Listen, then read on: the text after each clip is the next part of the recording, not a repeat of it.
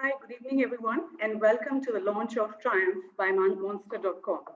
I'm Vidya, and I take care of talent development for Quess Corp, and I'm going to be your host for the evening. Now, as you are aware, Triumph is an important milestone for Monster.com, as this addresses one of society's most pressing needs, that is, to make people feel welcome and included, and to make people feel at home in our corporate world. This event is powered by Monster.com, and as you all are aware, Monster is a leading online and career recruitment resource with cutting edge technology, providing relevant profiles to employees, relevant jobs to job seekers across the country, verticals, experience levels, and geographies. For more than 20 years now, we've been delivering the best recruitment solutions to enhance lives, businesses, and communities around the world. Monster India, now a part of Quess, has over 4 lakh jobs, 75 million job seekers, 40,000 recruiters, and is the leading job portal in India, Southeast Asia, and the Middle East. At Monster, we are truly committed to building a more diverse and inclusive environment for everyone.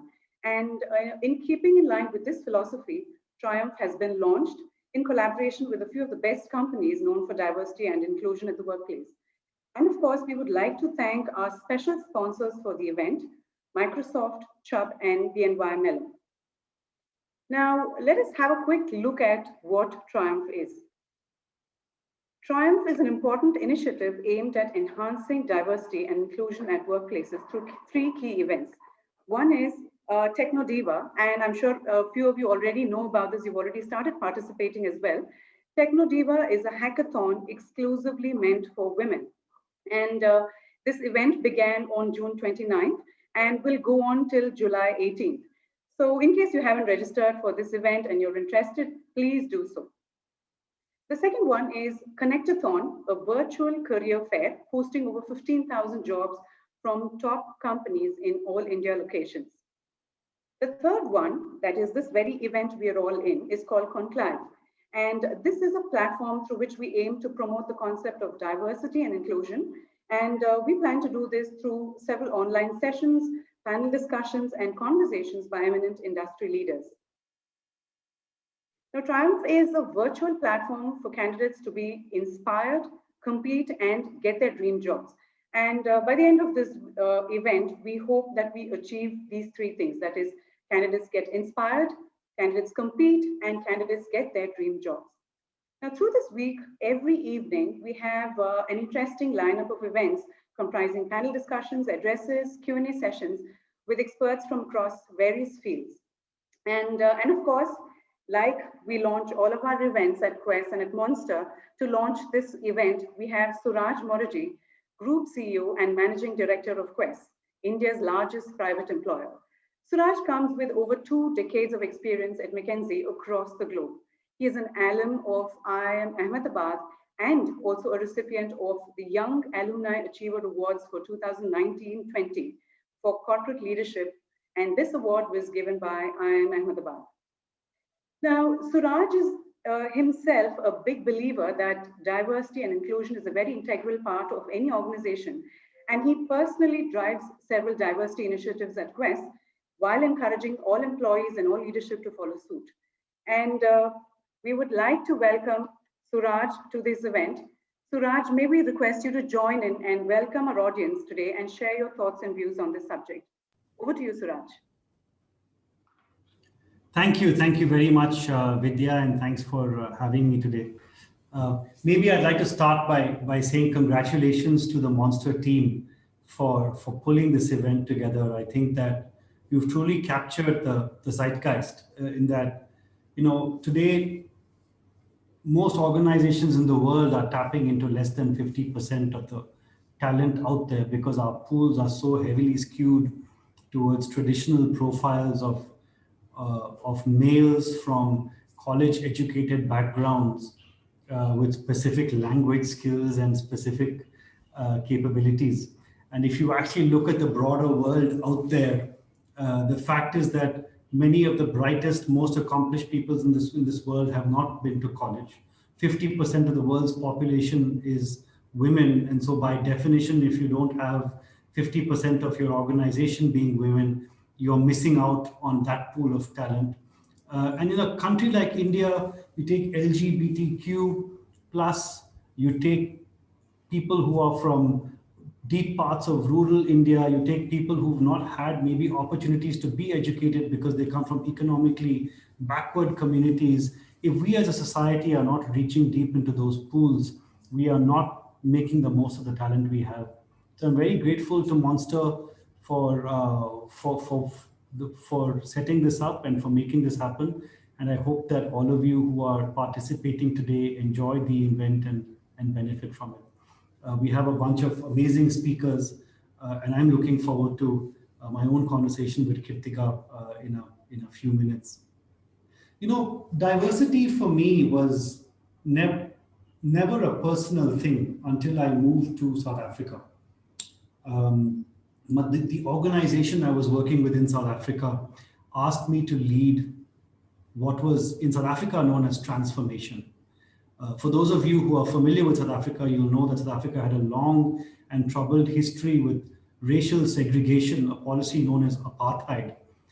That ended in 1993, after which the government put in place policies to encourage organizations to bring in what they called previously disadvantaged individuals, PDIs, into organizations. And this included people who were defined racially, for example, black or colored, people who were defined on a gender basis, women, people with disabilities, LGBTQ+, and so on and so forth.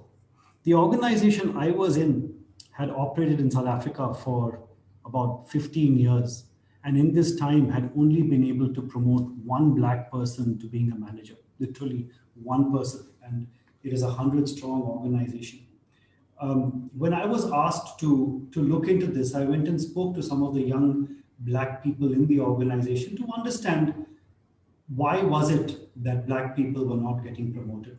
If you ask the senior leadership in the office, they would say, look, there's very few people, very few black people have been to the right schools, and therefore, because of apartheid, and therefore the talent pool is smaller, and so the few people who are available are offered huge amounts of money to leave us, and they obviously all go for the higher pay packages.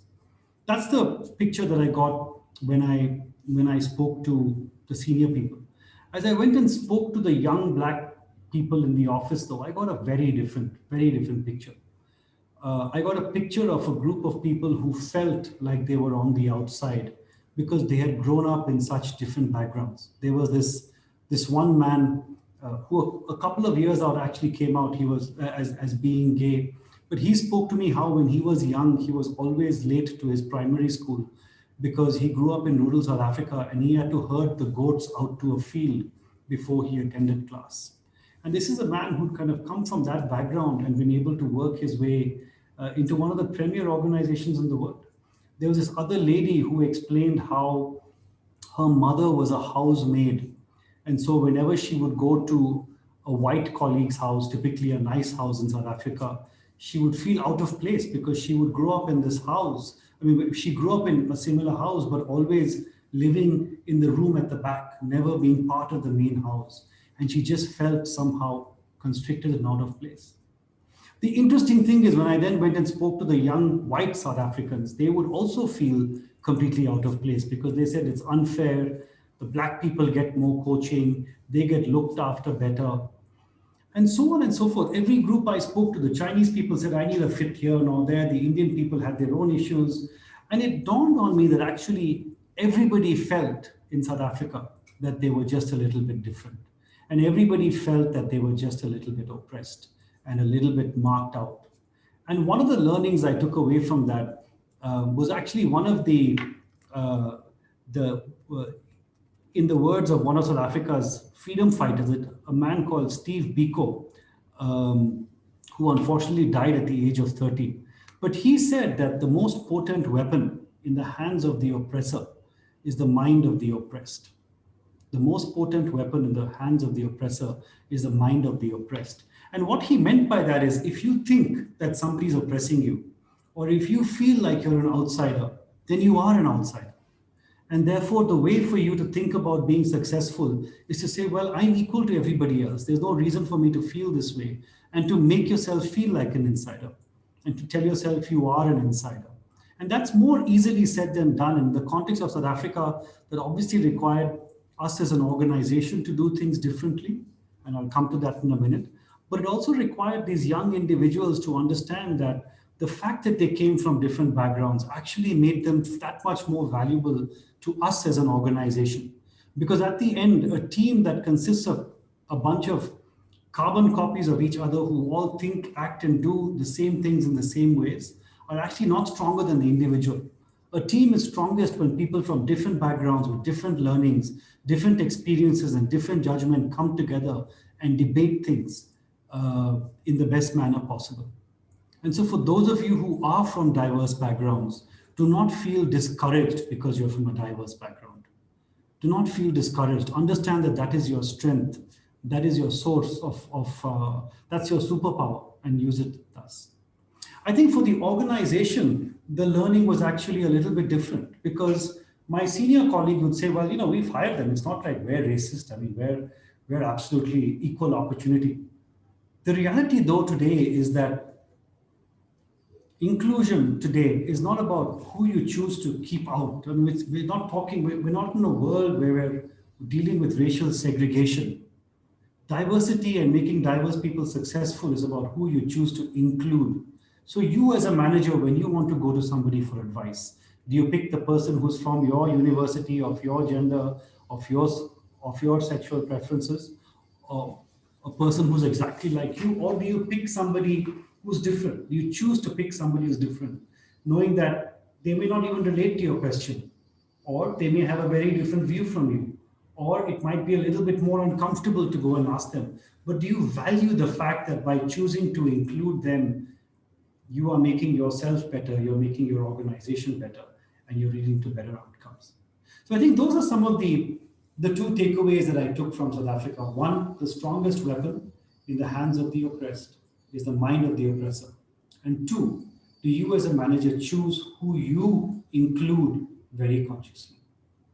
With these words, I'd like to wrap up my opening statement today. Thank you all again for being here. Congratulations again to Monster for this phenomenal event. I'm looking forward to it, and I'm sure all the guests are too. Thank you. And I am joined today by an amazing person who I had the pleasure of interacting yesterday while she was making chicken curry.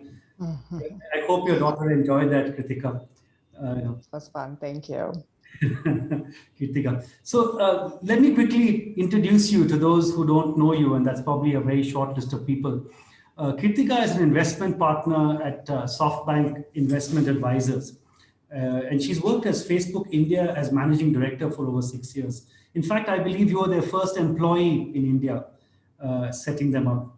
Apart from serving on the board of directors for several global companies, including companies like WeWork, Kirthiga also served as the chair of the Stanford Business School Management Board.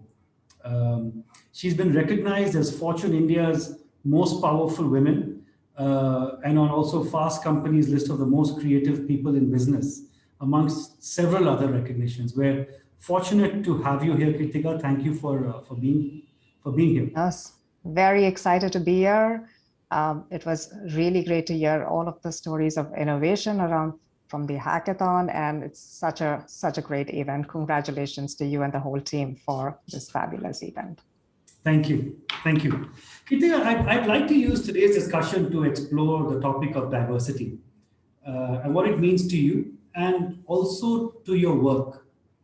And if it's okay, I'd like to start by just getting some reflections on your own personal journey. You were the first employee of Facebook in India, the first woman investing partner at SoftBank Investment Advisors, and you invest in AI, which I think we'll come to that in a bit, is a very male-dominated world from what I can see from the outside.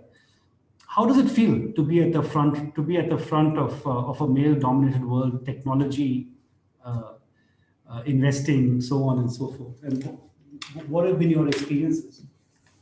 Suraj, one, thanks for setting the stage so beautifully with your stories from South Africa. And as I was listening to your stories, I was remembering a framework that I heard at Stanford where they spoke about diversity, inclusion, equity, belonging. And diversity at this stage, while still hard and while still a goal, and while we're nowhere close to the 50-50 world when it comes to gender parity that we aspire to, it's still in people's consciousness. But that's really step one, right? Like you pointed out, it's about, as they say, being invited to the dance. And then as you traverse equity, inclusion, belonging, it's about, okay, you're invited to the dance, but are you on the dance floor? Are you able to dance how you like without having to dance and conform to the norms that are in the organization? And are you then acknowledged, rewarded, and feel the joy of belonging in that organization? So there is a lot of work that we need to do in each one of these different areas. But coming back to my career and my journey, Suraj, I think the biggest message that I want to share with our audience today is that if I can do all of what you listed, truly this audience, every single one can do all of that and so much more based on their aspirations and what they want to do. Even as I think about the starting point of my career, right, I interacted with a computer for the very first time when I was in my undergrad college. And I didn't own my own computer for several years later. And today, my niece's 2-year-old daughter, she is watching Peppa Pig on a phone that is more powerful than, the computer that I had for many, many years at 2 years old, right? Technology is such an enabling force. What everyone in the audience can get in terms of access to knowledge, access to role models, access to opportunities is transformative. And I really am wishing that everyone uses those opportunities, including the many, many ones that Monster puts in front of them. I think that the need of the day really is about dreaming big, working hard towards your aspirations, believing in yourself, and surrounding yourself with people who almost believe in you more than you believe in yourself. And I think of my journey as being reflective of all of those aspects. Our early role model was Padma Shri Warrior, former CTO of Motorola, now the CEO of Fable. My startup company, the company that I was working for, got acquired by Motorola, and Ed Zander, the CEO, was going to give a keynote at CES in Las Vegas. So the acquisition just happened a few weeks before. A core team, including myself, flew out to Las Vegas to help Ed learn about our technology so that he could, or demo our technology so that he could do it on stage. And I so vividly remember the night before, it was late in the evening, there was Padma Shri Warrior, the CTO, Ed Zander, and they were just having a fun, informal conversation. And sitting there in the background, I was like, oh my God, this person, the CTO of Motorola, is another human being. It is another person. And that minute was a minute that I felt, I can aspire to the kind of roles that she has aspired to. So I certainly hope the audience takes inspirations from the many incredible women that you have on stage today at this event and use the learnings, the insights to take steps towards their career, Suraj. Of course, be aware of the biases that exist in the workplace. You touched upon them. There's a ton of research there. And for me, that research almost helps me neutralize the situation and make me feel, oh, it's not me. It's systemic biases that I need to be aware of. I love your quote too. Every time that I've been aware of those biases, found the tools to tackle that, the other side has actually been grateful and said, oh, most of the times it has been unconscious. And I feel very blessed to be in organizations that are very aware of these unconscious biases and actively encourage both sides to really think about them and tackle with them. So for the audience, dream big. There is no goal that you cannot aspire to that anyone else aspires to, Suraj. Wow. Dream big and dance. Totally. How you want to. How you want to. You spoke about being lucky to be in organizations that that are trying to become aware of unconscious biases. are there still challenges you face in these organizations? And being a person who's now helming such organizations, what are you doing, or what can you do to take forward the cause of diversity? That is a great question. And people often ask me that. They said, hey, does it get easier as you get more senior? And my answer is not an answer that I'm sure everyone wants to hear. I'm sure everyone wants to hear that it all goes away. But it's, to me, it's like going to the gym, right? It never gets easier. You just get stronger. And the challenges that you deal with are that much more complex. So all of the biases that we spoke about, affinity bias, likability biases, or that we know about, they exist at all levels across all careers. And it is something to work towards addressing as we create this 50-50 world. What are we doing? At SoftBank Investment Advisors, SoftBank Investment Advisors is a manager of the over 100 billion SoftBank Vision Fund, one of the largest tech funds in the world, and we take that responsibility very seriously.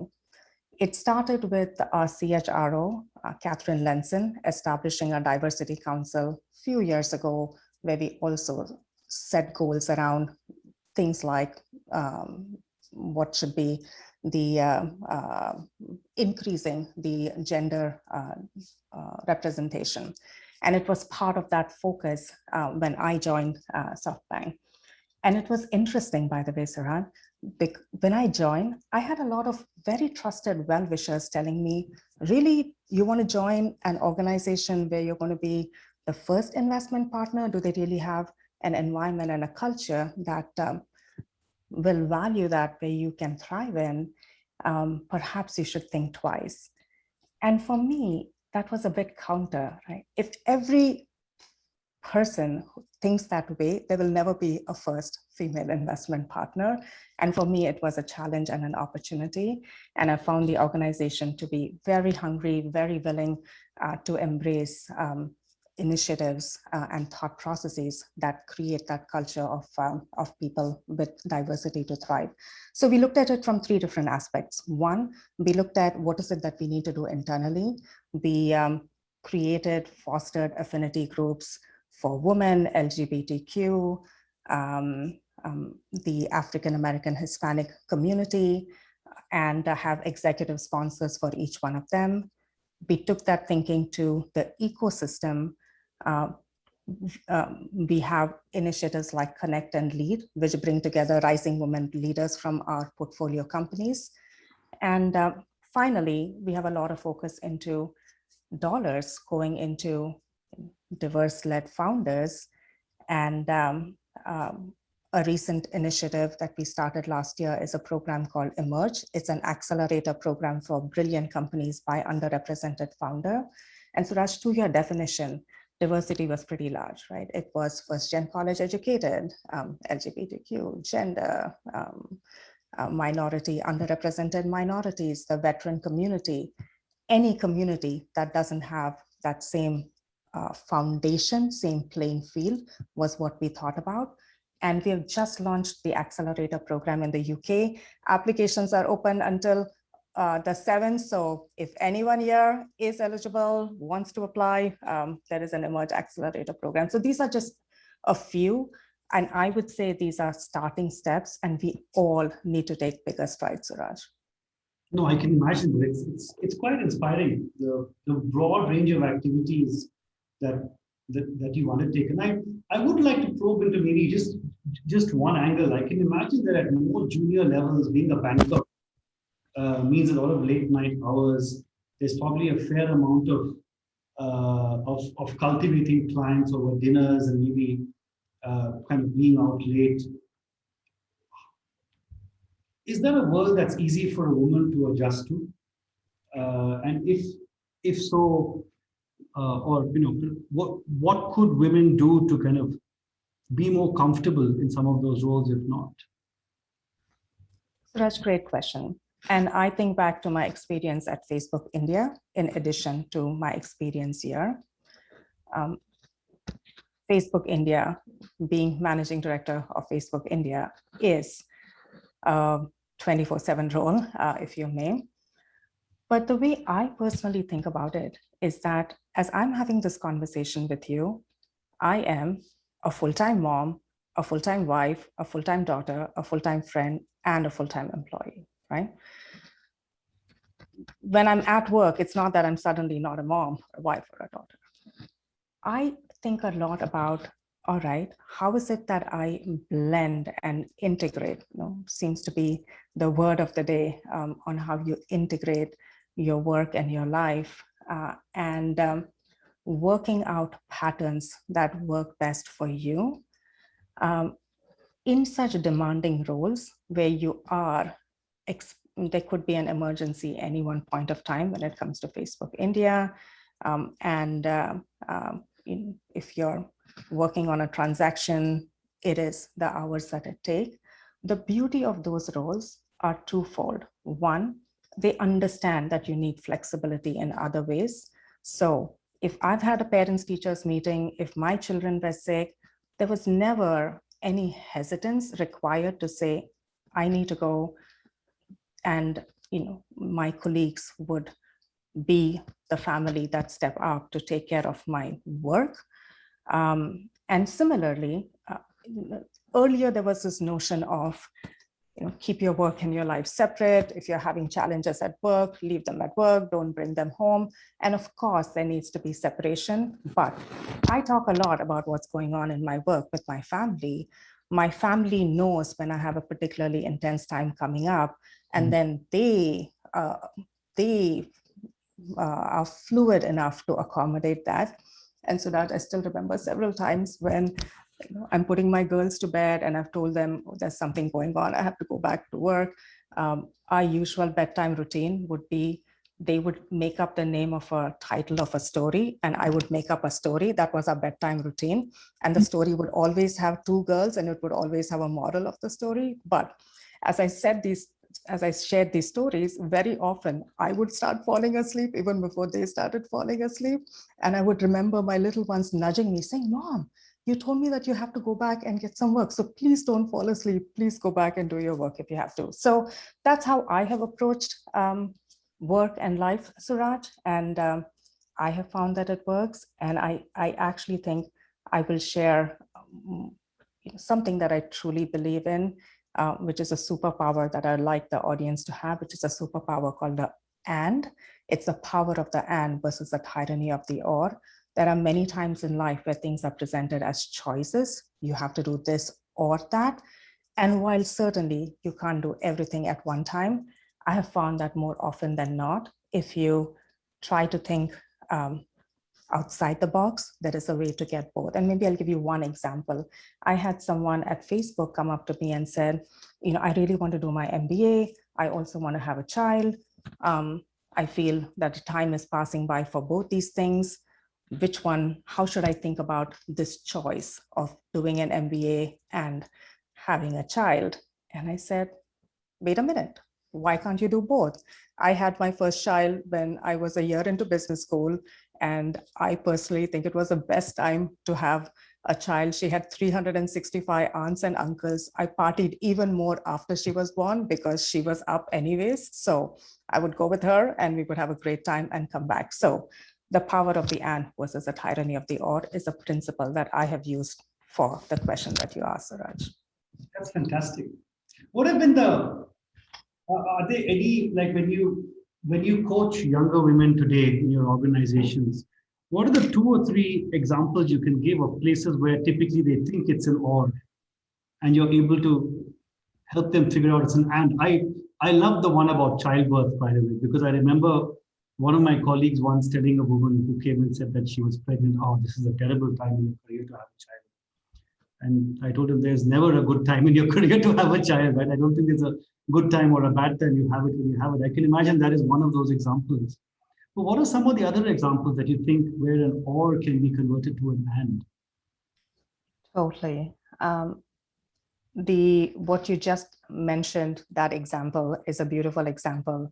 I also personally went through a phase where we wanted to have children, but it was never the right time. There was something else going on. And one day it dawned on me that if this is something that we really want, if it is never the right time, the converse rule applies, is that it's always the right time. So if you're ready, go prepare for it as much as you can, and then nature conspires to support you in what you want to do. And on that point, I also want to highlight a super important point about how organizations and companies view maternity. I remember interviewing Archana Vadala, a head of staffing for Facebook India, and she was with another large internet company. She was expecting at the time she was interviewing with us. And I remember discussions about, we are going to be in an intense hiring period. Can we really afford having someone who's gone for maternity leave for a long period of time? And it was a good question to ask, but my immediate answer was, this is someone who is such a game changer, and a 6-month maternity or whatever maternity time they want will be a blip in the long-term trajectory that they have. And sure enough, one, we were so grateful that she took a bet on us and she joined us when she could have easily said, this is not a time to change things. Mm-hmm. She took a bet on us. In those few months before she went on maternity, she had whipped things in place, put in things a system to seamlessly carry on when she was gone. She's still with the firm, runs staffing for APAC, and I'm so glad that we made that decision. So it's really important. And I've been in endless such conversations about women coming back from break and other such situations. We need champions within the organizations. We need policies, processes to support that kind of transition back. Other and scenarios, volunteering. I used to volunteer every Thursday at Lucille Packard Children's Hospital before my second child was born. And when Arya was born, it was just too difficult. 2 children falling sick at different times. I could not commit to a regular schedule. And it was something that I started missing in my life. It's, community has always been a core part of my life. As I was talking about this to one of my colleagues, she introduced me to an organization called Hands on Bay Area that lets you sign up for snacks of volunteering. So they work with hundreds of organizations. They list their volunteer opportunities. You can sign up on the go. And there are opportunities where you can take your kids with you as well. So that's what I started doing. It was perfect. So my kids, ever since Arya was probably 3 months old, have come with me for English as a second language tutoring, planting native plants in Stanford campus, in the soup kitchen, and more. That's just life as they know it. And I think it has done them a world of good. I take that to philosophy to my work as well. And there are several times at work that I've been presented with, oh, we can do this or this. And I push on that and say, what if we want to do both? How can we make that happen? Hopefully that helps trigger some thoughts. My message here, by the way, is not for people to make the same choices that I do. When Arya was born, second child, I wanted to nurse her for the full year, just like I did for my first child, but I needed to travel. And I remember many sleepless nights thinking, oh my God, is this the moment that people talk about where one has to, at some point, make choices between personal goals and professional goals? And it struck me at one point that says, I don't have to. So for the first year, I actually traveled with her. And every place that I went, something happened to help with care, whether it was a colleague saying, oh, she can go to my child's daycare, and I would nurse, do my meetings, and it all worked out. Again, message is not make the same choices as I do today. By the way, the world has evolved more. Companies have more policies, processes, support for these situations. And if you don't, think more about it, but think more about the different things that you want to do. And I promise you, you can probably fit in more than what you think you can at this point of time. That's inspiring. That's inspiring. So what about it? What struck you? Well, I think it's inspiring that you find ways to make things work, and I think it's inspiring that your kids send you back to the office. Right. No, but I think that it is not easy to juggle all these things. I mean, I think that each of us in the corporate world is constantly juggling so many things. I genuinely think that when my kids were younger, they just didn't want me, they wanted their mother, and I think it was that much more difficult for my wife in that period. So, So but Suraj, actually, I have to share a story. I recently, as my kids are teenagers, I asked them, I said, tell me the truth. Like, did you resent the fact that I was just not around a lot of time? And two things from that conversation, right? Because older one is 18, younger one is 16 yesterday. And they said, Mom, used to go travel to the United States and used to come back and get candy for us. So we were very popular kids in school because we used to get all this candy. And so we were fine. Right? Don't overthink this. And by the way, again, I actually firmly believe there is no substitute for people talk about quality time. Yes, there is quality time. Be present when you are with your family, your kids, your friends. And this is something, again, that I've had to learn over time. But there is also value to quantity of time. Parenting does not happen when you decide to show up. So really, again, there is no substitute. And I made the personal choice, Suraj, that, again, my choice, everybody has to make their choice, that I would work very, very hard when my children were young and in protected environments. I was dropping them to a daycare, or I was dropping them to the friend's house. I knew who they were interacting with. And then as they needed more of my time, more at an intellectual, emotional level versus more of the physical needs initially, that I would want to be at a place that I have more flexibility, and at a stage in my career that I have more flexibility.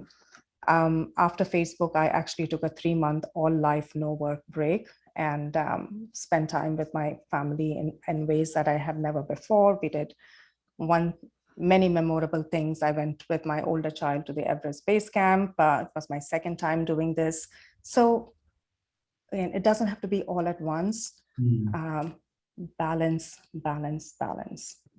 I guess you have to know your priorities. But we've spoken about your children. What of the in-laws, what of the parents, and what of the husband? What role do they play in the life of a woman leader? As you were asking me about how I juggle, the picture in my mind is of all of those important constituents and stakeholders in my life.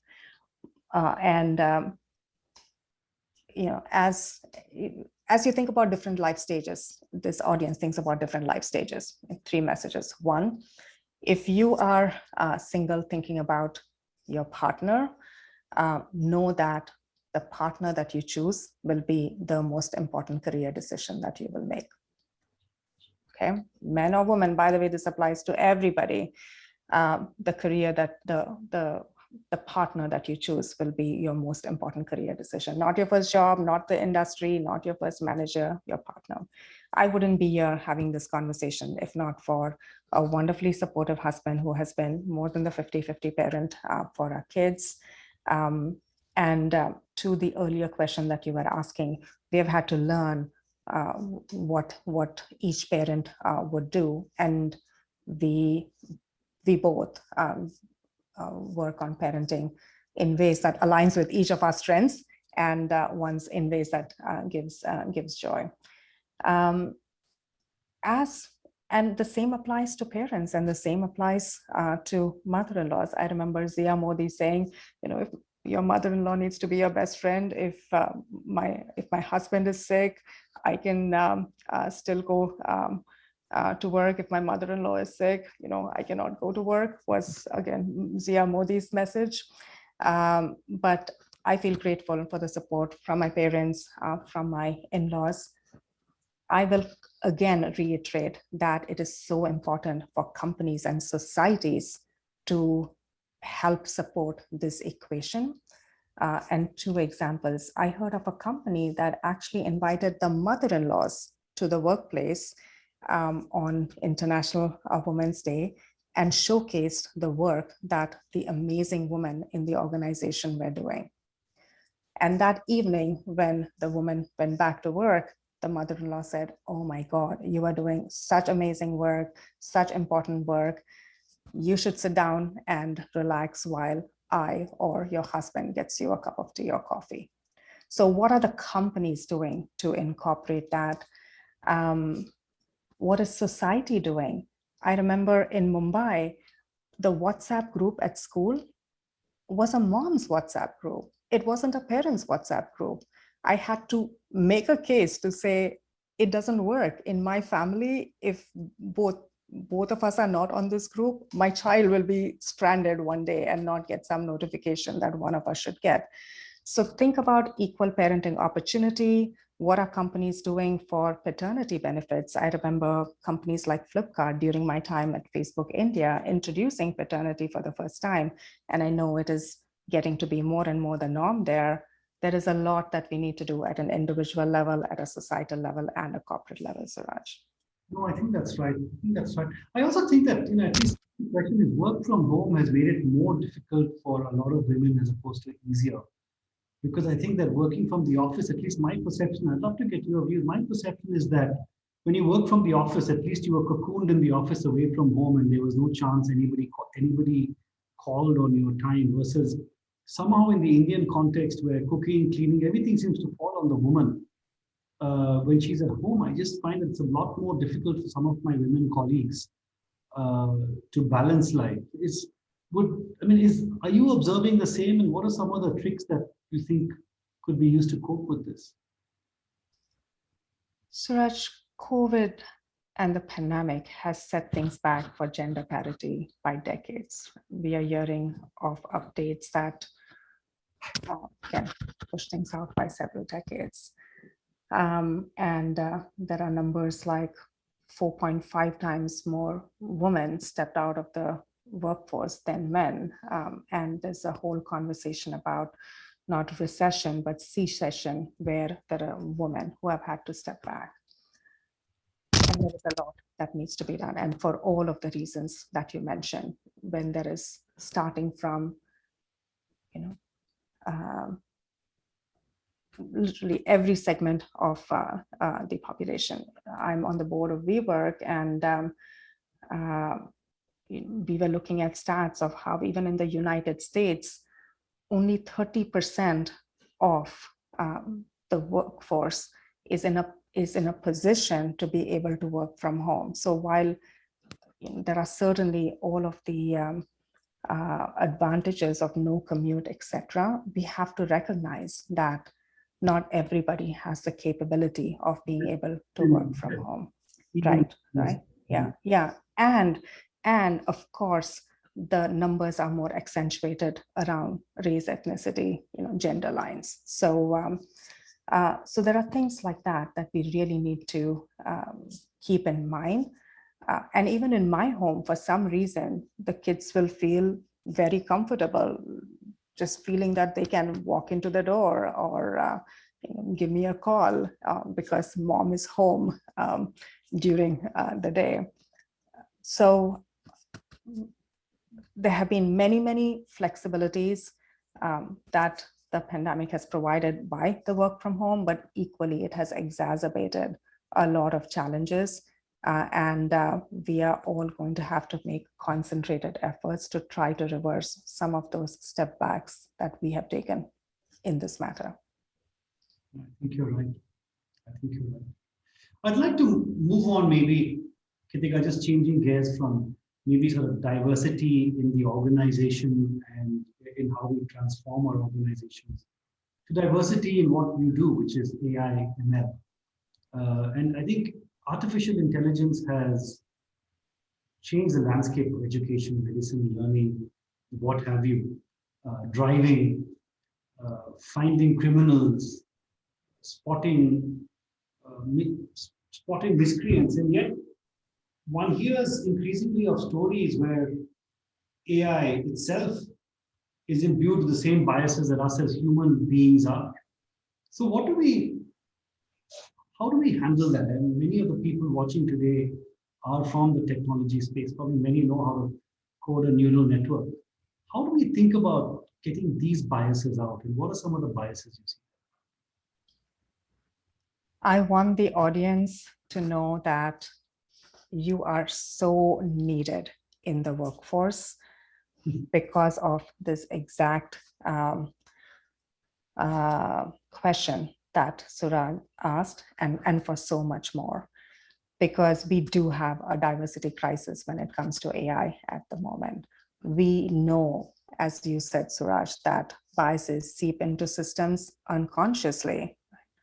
And if we have to design systems that are human-centered, innovative, ethical, the people designing them, building them, need to represent the population, which today it is not.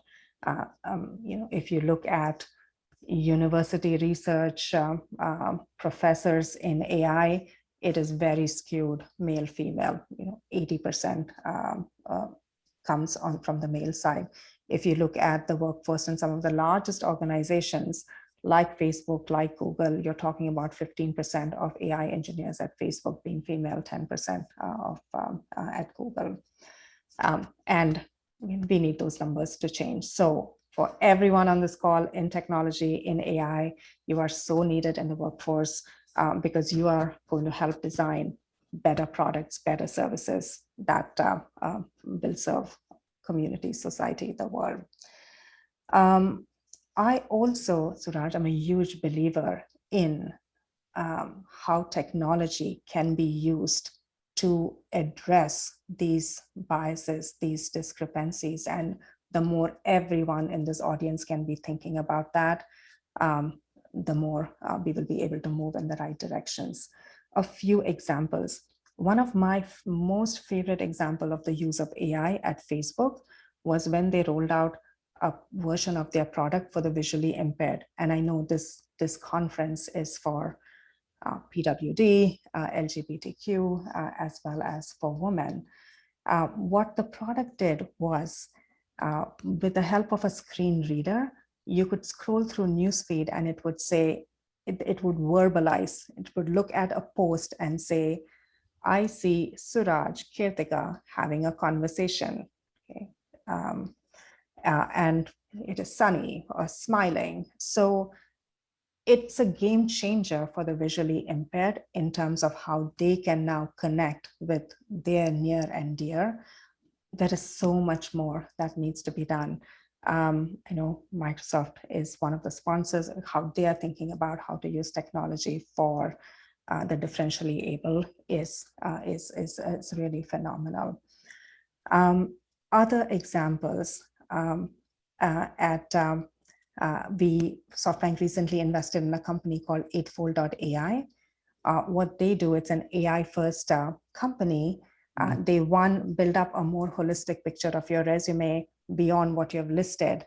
And it's not just a attribute matching, but it's more of understanding based on your skills, etc. And what they do is specifically have capabilities that factor DEI. You can have blinded resumes. There are stats that show that if you have two resumes, one from a white male versus from underrepresented minority community, the same resume, there are 50% more chances that the white male will get called versus, this is research done by Lean, and I'm sure in conjunction with your former organization, McKinsey. So how do we neutralize some of those? How can we have blinded resumes? What it also does is it will allow you to go to a job website, upload your resume if they're a client of Eightfold.ai, and it will surface for the person applying the roles that are most relevant for you based on your resume. What does that do? There's research that shows that women look at a role and feel that they have to match 100% of the criteria to apply. And I'm sure if we saw the audience, they would be nodding.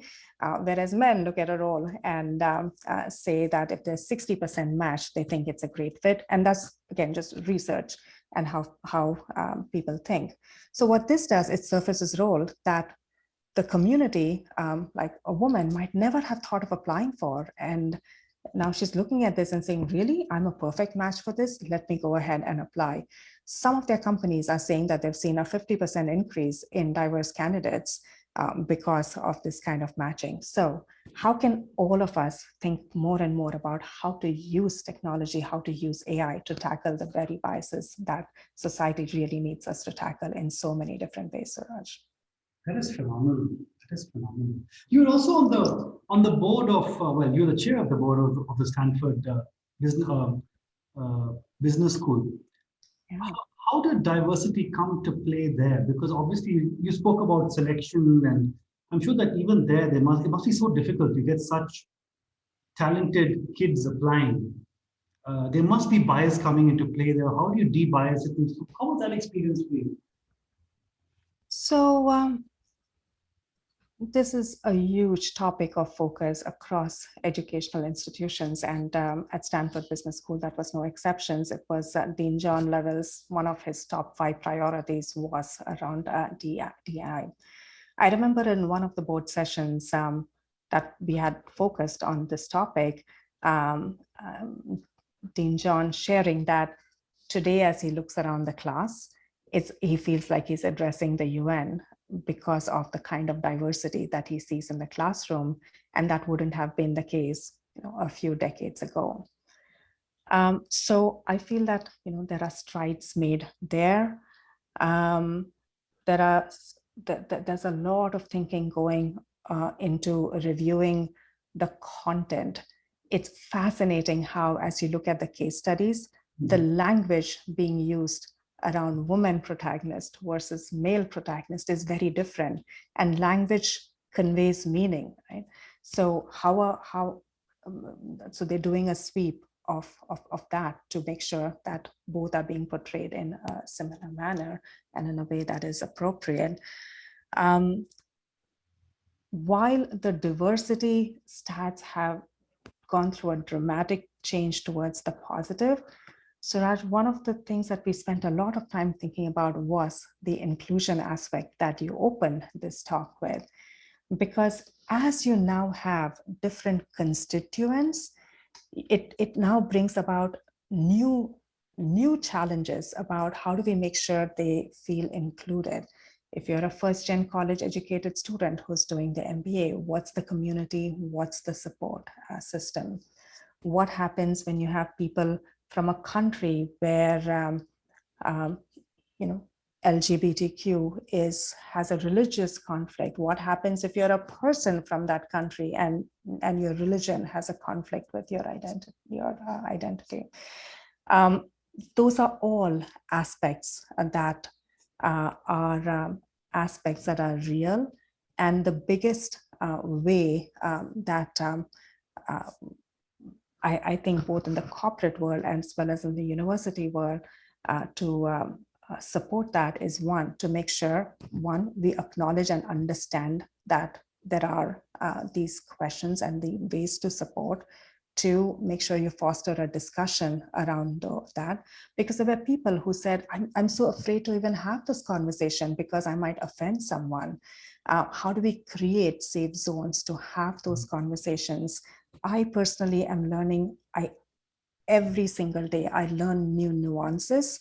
And I think this is something that, Suraj, even decades later, we're going to have to continue to be in that learning mode so that hopefully we learn quickly. We don't make the same mistakes or challenges of yesterday, but there will be new challenges that we're faced with that we're going to have to continue to learn to provide the kind of environment that you and I are talking about. That's a good point. I think dialogue is just indispensable, isn't it? As we come into each other's spaces with our own values and beliefs. I find it's such a difficult balance to strike. Also, if I look at just the technology space, the global technology space itself, you've got Twitter getting into trouble both at home in the US and in places like India for completely opposite reasons. In one place, it's just depending on what it's choosing to kind of pick as its values, are getting it in trouble for opposite reasons. Or you have Google in China acting in a different way from the US. And I guess the question of what is the irreducible core of our values, and what do we change to suit the environment around us and to be more inclusive in a sense. I think that's a very difficult balance to strike, isn't it?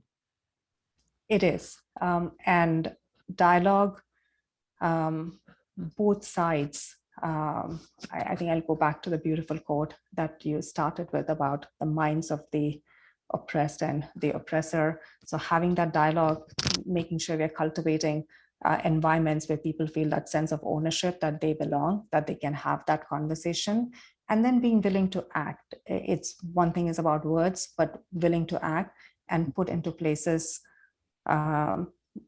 the changes, the processes, the systems needed for such diversity to thrive is so important. Absolutely. Kirthiga, we're out of time. This could have gone on for hours more, but let me close with one question, which is a nod to your currently Japanese parented organization. How do you define your ikigai? Ikigai, what drives my happiness, my joy, my content. At the core, it is the sentiment of wanting to leave the world, a slightly better place than it was in whatever way capacity I can. Suraj, my mother did not finish her high school education because her parents thought that she knew enough math to do the grocery bill and the laundry bill. So surely, why should a girl need to study any further? I'm so grateful that that's not how they thought about education for their two daughters. To me, it gives me a huge sense of optimism about the kind of change that one generation can bring, and also a huge sense of responsibility about what we need to do to leave the world that much better for the next generation. So that is at the core. And by the way, one framework that I want to give this audience as I think about that is I always think I have this visual of someone who's walking, and there are people in front, there are people besides, and there are people behind. From the people in front, seek inspiration. From the people beside, seek companionship. From people behind, think about lending them a helping hand. The beauty of this picture is that it applies no matter what a person is doing, what stage of their career they are in. So I'd love for everyone to think about who can they seek inspiration from, who's their companion, and who is it that they can help and lend a helping hand. So think about that. At the core are people. People drive me. They are my source of joy. They are my source of energy. My husband, my children, my mom, my family, my friends, my colleagues who very rapidly, friends becoming family, colleagues become family. That is at the core. I also just get inspiration from my running and my fitness. So going to bed every day, content and able to sleep well at night is an important core philosophy in life, Suraj. Fantastic. No, thank you very much for the time. I've certainly learned a lot about surrounding yourself with people who believe in you, about the power of the and versus the tyranny of the or.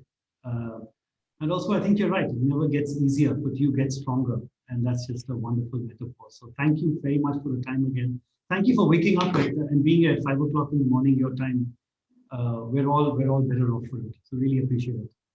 Well, no, it's great to be here. And I'm cheering for everyone in the audience. And I'm wishing that they soar high, they soar with purpose, with talent, with skill, and with empathy. Thanks, everyone. Thank you.